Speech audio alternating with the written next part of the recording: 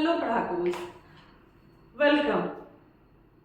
हम लोग यहाँ पर मेंस के टॉपिक पर डिस्कस करेंगे, जिसका फॉर्मेटिंग करेंगे कुछ टॉपिक्स पर लेकर, जो कि आपका न सिर्फ बीपीएससी मेंस बल्कि यूपीएससी मेंस और अदर स्टेट मेंस में भी आपको, स्टेट पीसीएस के मेंस में भी आपको बहुत यूजफुल होगी।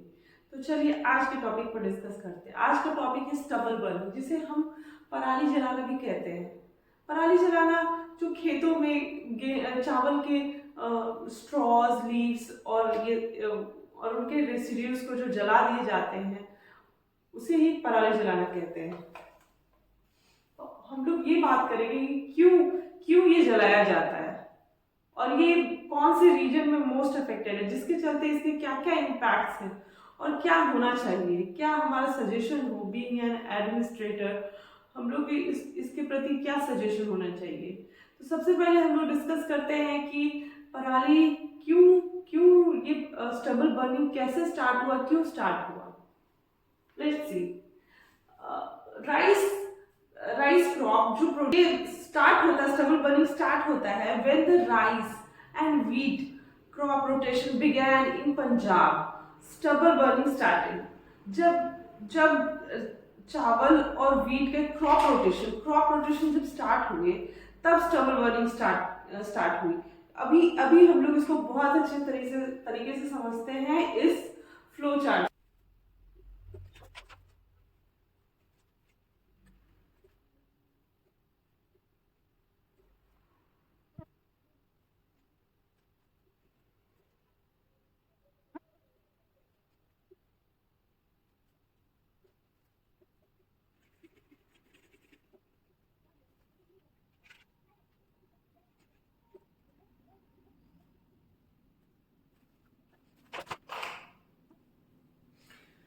तो पढ़ाकूज, ये देखिए, आइडियली होना क्या चाहिए था, होना ये चाहिए था कि राइस का जो क्रॉप है वो सितंबर अक्टूबर के बीच में जाकर वो खत्म होता और फिर आपके पास अच्छे से टाइम बच जाता है बेड प्रिपेयर करने के लिए, वीट प्लांटेशन के लिए, वीट को लगाने के लिए।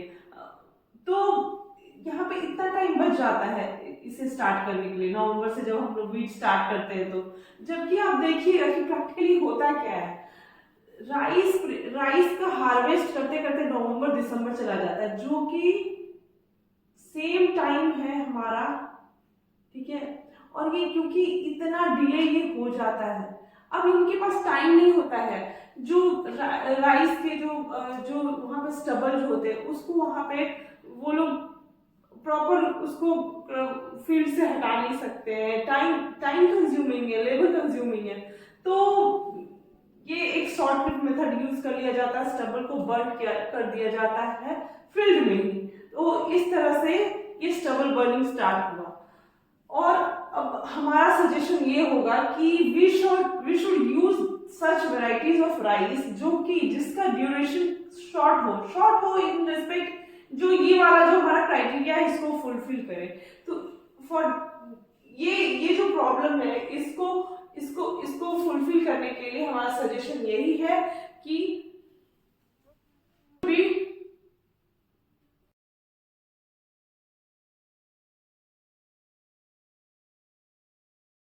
suggestion number 1, there should be rice varieties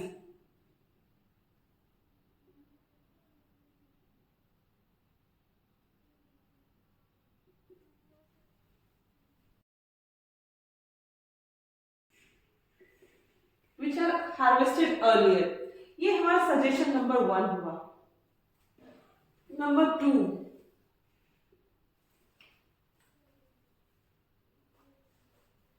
ये राइस बायो पार्क में हमारा क्या होगा।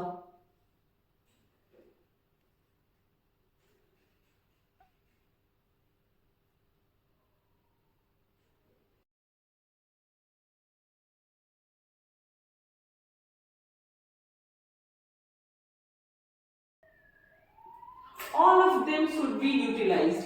ये जो we need a rice biopark where कहाँ, जहाँ पे हमारे राइस के प्लांट, स्ट्रॉ, हल, हस्क, लीव्स, ये सारे जो उसके पार्ट्स है वो सारे को यूटिलाइज किया जा सके। Unless there is some सब इकोनॉमिक वैल्यूज अगर उसका नहीं, अगर फार्मर्स को पता हो या उनके बारे में नहीं अवेयरनेस हो, until then they are not bound to use it।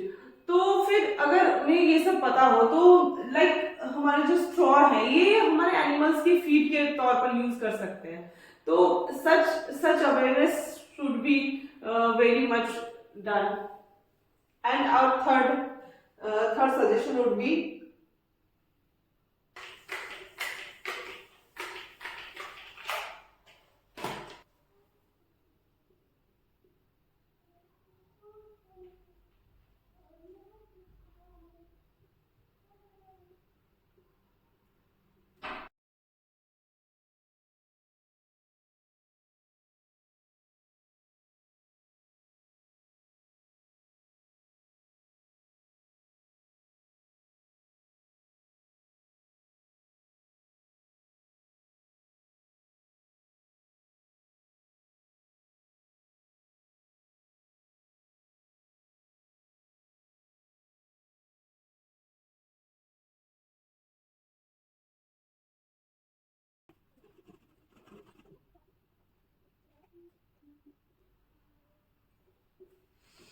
you can see the negative impacts of burning of rice stubble, water pollution, water contamination, harmful effects on human के ऊपर बहुत इल इफेक्ट्स हैं।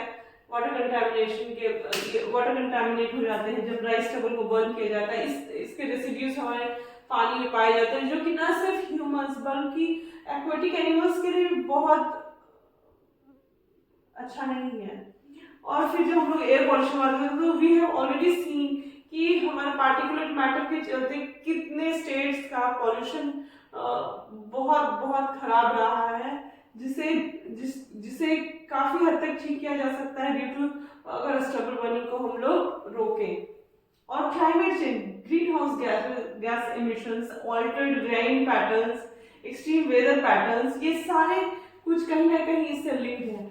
Soil degradation, loss of phosphorus, nitrogen, sulphur, जब वो मिट्टी में जब उसको जलाया जाता है तो वहाँ के मिट्टी जो का ह्रास तो होता ही है, नो डाउट वहाँ का फास्फोरस, नाइट्रोजन, सल्फर, ये सारे का लॉस होता है। और उसके साथ बायोडाइवर्सिटी लॉस भी होते हैं। जैसे ही जलाया जाता है वहाँ पे उस मिट्टी में मौजूद फंगल और बैक्टीरियल जो हमारे हैं कल्चर्स हैं, वो भी कहीं ना कहीं इसमें उनका नष्ट होता है, जिसके चलते हमारा सॉइल डिग्रेड होता है, साथ ही साथ बायोडाइवर्सिटी लॉस होता है।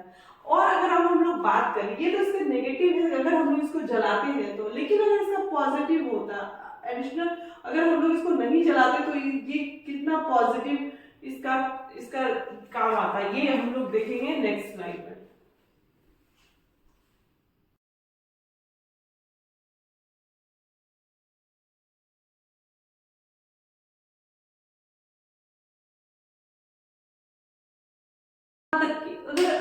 अगर हम स्टबल बर्निंग को जलाते नहीं है तो इसका क्या क्या यूजेस है, जो कि एक additional income source to farmers हो जाते हैं हमारे फार्मर्स को, ठीक है। और ये कहीं ना कहीं क्या होगा, फार्मर्स का इनकम को डबल करना, जो हमारे माननीय पीएम प्राइम मिनिस्टर का ये जो एम है, लक्ष्य है, ठीक है। ये गुड कैलोरीज, ये जो है अगर स्टबल होता है तो गुड कैलोरीज फॉर एनिमल्स के लिए बहुत अच्छे कैलोरीज का काम करता है। Raw material for making paper board, remanure to improve soil fertility, जिसको फिर से यूज करके सॉइल में यूज करके क्रॉप्स के लिए रीफर्टिलिटी का काम करता है। तो इस तरह से हमारा ये टॉपिक स्टबल बर्निंग यहीं पे खत्म होता है। Thank you. Do like,